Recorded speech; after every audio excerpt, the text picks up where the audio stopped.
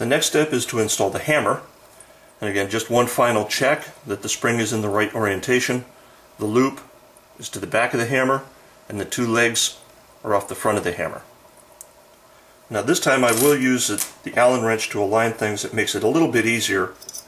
When you're inserting it, make sure that those legs of the spring go on top of the pivot pin for the disconnector and not underneath it, or else you won't have a functional weapon. This is just a matter of pressing it down in,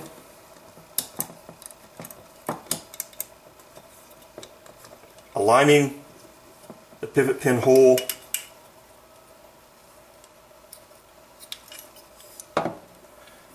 so now that the Allen wrench is being used to align it, and what I'm going to do is to put the pivot pin through, is just start this back out again.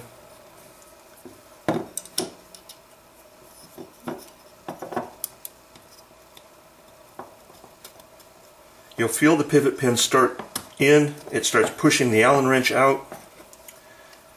I'll take the Allen wrench out. Now, and most hammers, the spring that retains this pin is fairly stiff. So I'll just lay it down and give it a couple of light taps. You don't want to go all the way through yet because it's not aligned on the other side. And if you drive it through, you could damage the receiver on this side.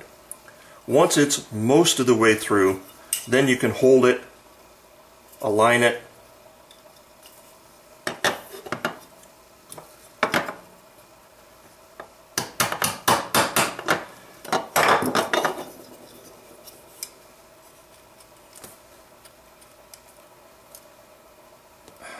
this one's very stiff.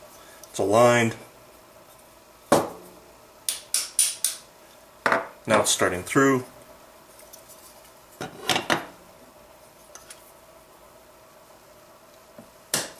And it snaps in.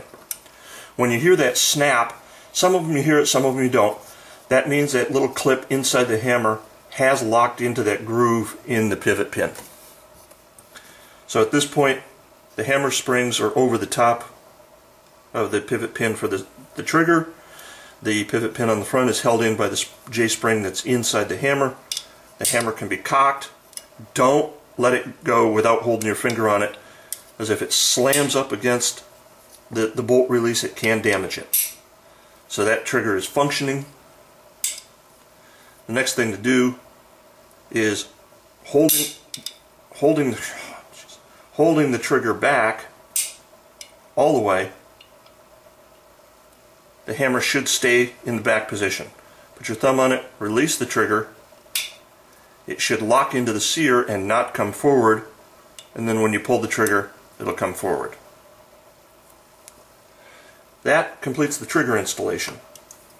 From here on, again, most important, be careful not to fire that gun without holding the trigger or without holding the hammer. If it hits much harder than I did earlier, it could damage that bolt release.